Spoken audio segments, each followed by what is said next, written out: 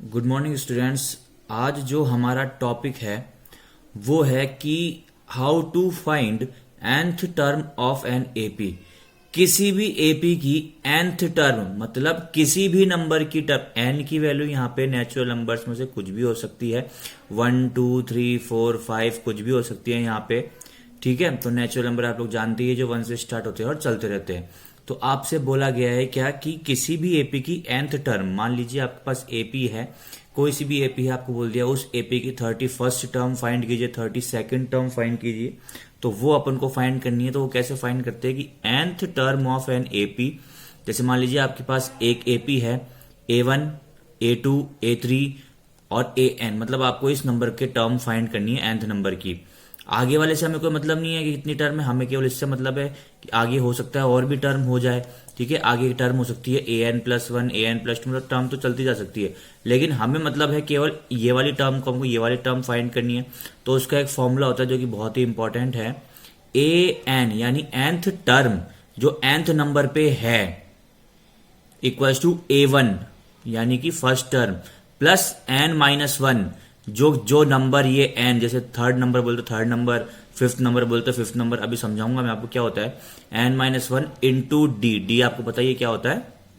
ठीक है, common difference. तो यहाँ पे लिख रखा है सब, A1 होती है फर्स्ट टर्म, AN होती है nth टर्म, D होता है कॉमन डिफरेंस और N होती है नंबर ऑफ टर्म, तो कौन से नंबर पे आपको टर्म बोली है। एग्जाम्पल के लिए देखिए एपी ले ली मैंने। ठीक है, तो एक एपी है आपके पास 1 3 5 7 9 11। तो अगर मैं बोलूंगा कि इस पे n इक्वल्स टू 6 यानी 6th टर्म कौन सी है, तो उसका नंबर लिखेंगे तो अपन उसको A6 से। और 6 नंबर पे टर्म कौन सी है, 1 2 3 4 5 6 11 है। तो n इक्वल्स टू 6 पे A6 कितनी आई मेरे पास, 11 आई, मतलब छठे नंबर पे 6th नंबर पे क्या है मेरे पास, 11 है। ऐसे मैंने बोल दिया n equals to 5, fifth number पे क्या है 1 2 3 4 5, n इक्वल्स टू 5 पे जो टर्म है मेरे पास, तो AN मतलब n की जगह क्या होना चाहिए, यहाँ पे 5 होना चाहिए, तो A5 क्या है मेरे पास 9 है। अब देखिए आप ही की बुक का एग्जांपल नंबर 3 बोल रहा है कि find the 10th term of AP 2 7 12, आगे चलती जा रही है कंटिन्यूस। देखिए एग्जाम्पल नंबर 3 आपको बोल रहा है कि find 10th term of AP, मतलब जो n है आपके पास। ठीक है, आपको बोला है कि n इक्वल्स टू 10वें नंबर पे कौन सी टर्म आएगी, तो n आ गया आपके पास 10 जो आपको क्वेश्चन में दे रखा है, और एपी आपके पास दे रखी है 2 7 12। तो हम यहां से जो भी हमारे पास फॉर्मूले में चीजें काम में आती है वो हम निकालेंगे और उसका फिर फॉर्मूले में यूज करके आंसर फाइंड करेंगे। तो देखिए सबसे पहले हमारे फॉर्मूले में काम आती है A1, तो अपने पास A1 है 2। एक काम में आता है D जो कि होता है A2 माइनस A1, आप लोगों को पहले सिखा चुके हैं ये। तो A2 माइनस A1 कर लीजिए, A3 माइनस A2 कर लीजिए। तो A2 माइनस A1 किया 7 माइनस 2, आपके पास आया 5। A10 मतलब 10th नंबर पे जो टर्म है वो तो आपको निकालनी ही है, और n इक्वल्स टू आपके पास 10 वो बोला है इसने कि 10th टर्म फाइंड कीजिए कि भाई 10वें नंबर पे कौन सी टर्म है। तो मेरे पास AN का फॉर्मूला आता है A1 प्लस N-1 ब्रैकेट में इंटू D। बस अब कुछ नहीं, मुझे वैल्यू सारी पता है, मुझे लगानी है और मैंने वैल्यू लगाई। तो A10 इक्वल्स टू, क्योंकि यहाँ पे AN था उसकी जगह n की जगह 10 आ गया, इक्वल्स टू A1 यानी 2 प्लस N-1 यानी 10-1 इंटू D की वैल्यू मेरे पास 5 है। तो A10 इक्वल्स टू 2 प्लस 10-1, पहले ब्रैकेट सॉल्व होता है तो ब्रैकेट सॉल्व किया, 10-1 9, और ब्रैकेट हटेगा तो यहाँ क्या आ जाएगा, इसका मतलब क्या है, यहाँ पे इंटू ही तो है यहाँ पे, तो 9 इंटू 5। मुझे पता है पहले एडिशन होता है, मल्टीप्लीकेशन होता है, बोर्ड मास लगाया तो पहले मल्टीप्लीकेशन होगा। तो A10 की वैल्यू आ गई 2 प्लस 9 5 45, यानी A10 आ गई मेरे पास 45। तो मैं कह सकता हूं क्या कि जो 10th टर्म है मेरे पास वो क्या है 45। अब देखिए आपकी बुक का एग्जाम्पल नंबर 4 क्या बोल रहा है कि which term of AP 21 18 15 dot dot dot is minus 81, कि AP 21 18 और 15 की कौन सी टर्म 81 है।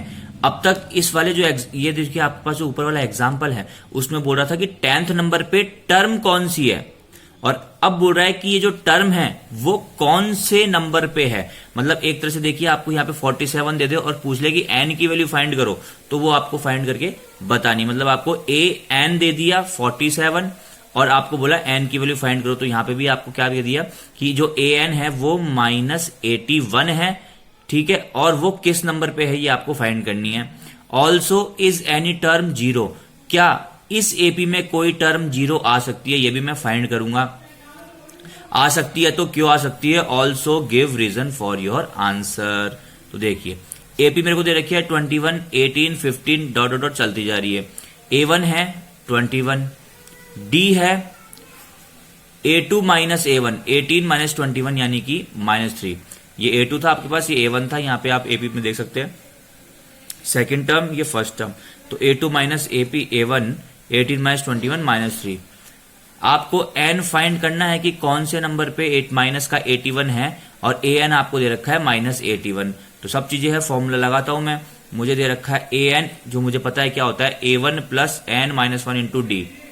ए एन दे रखा है, तो देखिए आपको ए एन दे रखा है माइनस का 81, वो आपने लिख दिया -81 equals to A1 first term आपके पास 21 है, प्लस एन माइनस 1, एन आपको फाइंड ही करना है, यही फाइंड करना है मेरे, -1 इंटू माइनस का 3। अब देखिए इसको माइनस में है तो आप इसको ब्रैकेट में लिख दीजिए, ज्यादा अच्छा रहेगा, क्योंकि अगर आप इसको ऐसे लिखते हैं n माइनस 1 -3, तो ये एक तरह से मल्टीप्लाई ना मान के n में से -1 करके -3 को करना पड़ेगा। ये होता है, अगर या तो आप यहाँ पे इंटू लगाइए या यहाँ पे आप ब्रैकेट लगाइए तो ज्यादा अच्छा रहेगा।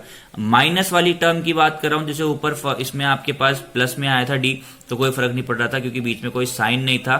तो अब जहां पे कोई साइन नहीं होता वहां अपन उसको मल्टीप्लाई मान लेते हैं। लेकिन अगर यहाँ आप ब्रैकेट में नहीं लिखते हैं या फिर इंटू नहीं लगाते हैं, तो यहाँ पे आपके पास n माइनस 1 -3 आ जाएगा और बीच में एक साइन आ जाएगा माइनस का, जिससे कंफ्यूजन क्रिएट हो सकता है। तो आप समझ गए होंगे इसका मतलब मैंने समझाया। तो अब आपके पास है -81, ये 21 उठ के इधर आया तो माइनस का 21 हो जाएगा, बिल्कुल हो जाएगा, क्योंकि यहाँ पे प्लस का था, इधर आएगा तो माइनस का हो जाएगा, इक्वल्स टू इधर बचा n माइनस 1 और -3 यहाँ बच गया। तो मेरे पास आता है कि n माइनस 1 इंटू -3 जो है वो इन दोनों को ऐड किया तो आया माइनस का 102, और n माइनस 1 की वैल्यू कितनी आ जाएगी, माइनस का 102, और ये जो माइनस का 3 था ये इसके साथ इस ब्रैकेट के साथ मल्टीप्लाई में था, इधर गया तो किस में आ जाएगा, डिवाइड में चल जाएगा। तो ये देखिए माइनस से माइनस कैंसिल और ये इससे कैंसिल 34 टाइम्स। तो n माइनस 1 की वैल्यू कितनी आ गई 34, इस 1 को उठा के इधर भेज दी तो n की वैल्यू हो जाएगी 35। तो मैं कह सकता हूं क्या कि जो 835 है 35th नंबर पे है, जो मेरे पास क्या है माइनस का 81 है। अब देखिए इस क्वेश्चन में आपसे पूछा है कि क्या n की वैल्यू 0 आ सकती है। देखिए इसमें बोला है कि ऑल्सो इज एनी टर्म 0, क्या कोई टर्म 0 है, also give reason for your answer. अगर है तो आप आंसर का रीजन दीजिए कि आपका आंसर ये क्यों है, 0 क्यों आ रही है, नहीं है तो भी बताना है और है तो भी बताना है। तो पहले मैं चेक करता हूं 0 है कि नहीं। देखिए अब आपको बोला है कि जो ए एन है वो 0 है, देखते हैं कि नहीं है। फॉर्मूला लगाया A1 plus N minus 1 into d, इस ए एन का फॉर्मूला लगाया जो कि क्या कह रहा है 0 है। जैसे वहां -81 था, अब की बार 0 लगा दिया, मुझे n की वैल्यू फाइंड करनी है। A1 की वैल्यू 21 प्लस एन माइनस 1 और d मेरे पास -3 है इक्वल्स टू 0। तो n minus 1 into -3 equals to, ये 21 उठ के उधर गया, माइनस का हो गया माइनस का 21, तो मेरे पास आया n माइनस 1 इक्वल्स टू -21, और ये जो माइनस का 3 था ये डिवाइड में चला गया, माइनस से माइनस कट गया, 3 7 जा 21। तो n माइनस 1 कितना आ गया मेरे पास 7, ये माइनस का 1 उठ के इधर गया, प्लस का हो जाएगा, तो n इक्वल्स टू मेरे पास आ गया 8। तो n की वैल्यू 8 आ गई, तो मैं कह सकता हूं कि सो a8 इक्वल्स टू 0, मतलब जो 8th टर्म पे आएगा वो मेरे पास क्या आएगा 0 आएगा।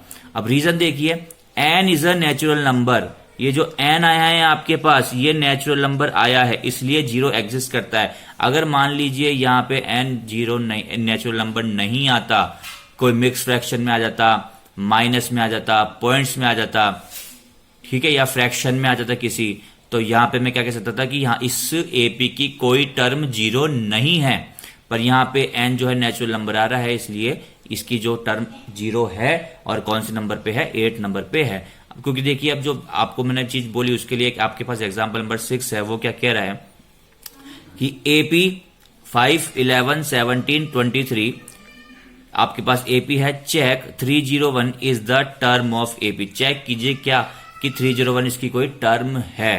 तो देखता हूं मैं 301 इसकी कोई टर्म है कि नहीं। इसके लिए मेरे को A1 दे रखा है 5, तो A1 आ गया 5, D आ जाएगा A2 minus A1 11 minus 5 6, A N nth number पे बोला है कि भाई 301 है, चेक करना है, देखते आता है कि नहीं आता है, और एन मुझे फाइंड करना ही है। अगर मेरे को ये पता चल गया कि एन नेचुरल है या नहीं तो मैं बता सकता हूं कि 301 इसमें है या नहीं। देखिए कैसे, तो ए एन आपको दे रखा है 301, ठीक है। ए एन का फॉर्मूला मैंने लगाया, तो ए एन का फॉर्मूला होता है A1 plus N minus one into d, जो आपको दे रखा है 301। A1 की value 5 plus N minus one into d, n minus one into d की वैल्यू आपने 6 निकाली ली थी, इक्वल टू 301। इस 5 को उठा के मैं उधर ले गया, माइनस में हो जाएगा, तो n minus one into 6 equal to 301 minus 5, then n minus one into 6 equal to 296। इसको माइनस करने पे आ चुका है, तो n minus one equal to 296 upon 6, ये जो 6 था मल्टीप्लाई में आ चुका है अपने पास। तो देखिए एन इक्वल्स टू 296 अपॉन 6, और ये जो माइनस का 1 था उठ के इधर चला गया, प्लस का हो गया। एलसीएम लिया मैंने इधर, तो आया मेरे पास 6, ये 296 प्लस ये एज इट इज प्लस हो गया 6, तो एन की वैल्यू आ गई मेरे पास 302 अपॉन 6।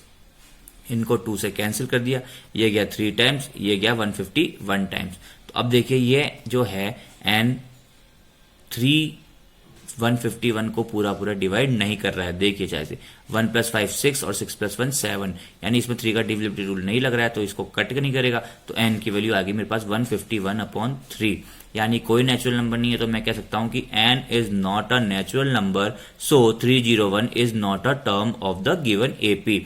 जो एन है वो नेचुरल नंबर नहीं आ रहा है, इसलिए 301 इस एपी की कोई टर्म नहीं है। अब आप देखिए एग्जाम्पल नंबर 5 क्या बोल रहा है आपकी बुक का। एग्जाम्पल नंबर 5 बोल रहा है कि डिटरमाइन एपी, एपी क्यों फाइंड करो, मतलब पूरी की पूरी सीरीज फाइंड करनी है कि अगर यदि if the third term of AP is 5, अगर उसकी थर्ड टर्म A3 जो है 5 है और 7th टर्म इज 9, और 7th टर्म यानी A7 9 है। तो देखो आपको दे रखा है A3 5, A3 का फॉर्मूला क्या होगा, A1 plus N minus one into d. तो A1 का A1 प्लस एन की जगह थर्ड टर्म है तो 3 माइनस वन इंटू डी, तो A1 plus 3 minus 1 2 into d equal to 5। तो आपके पास एपी मतलब एक इक्वेशन बन गई A1 plus 2D equal to 5। इसको मैं इक्वेशन नंबर 1 नाम दे देता हूं। ऐसे ही A7 के लिए करूंगा, देखिए बोल रखा है A7 इक्वल टू 9, यानी कि A1 प्लस, अब वहां पे 3 था तो यहाँ पे 3 था, यहाँ पे 7 है तो यहाँ पे 7 हो जाएगा, n होता है तो n हो जाता है। A1 plus 7 minus 1 into d equal to 9, यानी A1 plus 6D equal to 9। ये आ गई इक्वेशन नंबर 2। अब बाय इक्वेशन 2 एंड 1, जो आपके पास 1 एंड 2 थी, वो आप देख सकते हो कि A1 plus 6D equal to 9 थी एक तो, और एक A1 plus 2D equal to 5 थी। ये तो इक्वेशन नंबर 2 थी और ये इक्वेशन नंबर 1 थी। अब अपन ऐसी चीज जो है पहले करके आ चुके हैं, ठीक है, 9th क्लास में भी की है और अपन यहाँ पे भी कर रहे हैं। इसको सॉल्व किया तो ये माइनस ये माइनस ये माइनस, कैसे, मुझे साइन चेंज करने होते हैं, ठीक है। साइन चेंज करूंगा, अगर यहाँ माइनस होता है तो प्लस करूंगा, प्लस होता है तो माइनस करूंगा। अब देखिए साइन चेंज करूंगा तो ये प्लस का या माइनस का कट जाएगा, ये 6D, ये माइनस का 2D, यहाँ पे आया 4D इक्वल्स टू ये 9, ये माइनस 5, अच्छा 4 1 टाइम, तो डी की वैल्यू आ गई मेरे पास 1। तो मैं कह सकता हूं डी की वैल्यू 1 आ गई, तो मैं वैल्यू ऑफ डी इक्वेशन 2 में भी लिख सकता हूं और इक्वेशन 1 में भी लिख सकता हूं, और मैं उससे A1 फाइंड कर सकता हूं। A1 आ गया, D आ गया, तो मैं आराम से एपी बना सकता हूं। तो value of D in equation 1, ठीक है, डी की वैल्यू इक्वेशन 1 में रखने पर A1 प्लस 2 इंटू 1, या डी था, डी की जगह 1 रख चुका हूं मैं। A1 प्लस 2 इक्वल्स टू 5, यानी A1 इक्वल्स टू, ये 2 जो है उठ के उधर जाएगा, तो 5 माइनस 2 इक्वल्स टू 3, तो A1 की वैल्यू कितनी आ गई 3। सो मैं एपी क्या कह सकता हूं कि 3, डी की वैल्यू 1 आ रही है तो 3 प्लस 1 4, 4 प्लस 1 5, 5 प्लस 1 6, इस तरह से जो है एपी चलती जाएगी। तो बाकी के जो एग्जाम्पल है अपन नेक्स्ट क्लास में करेंगे। Thank you class.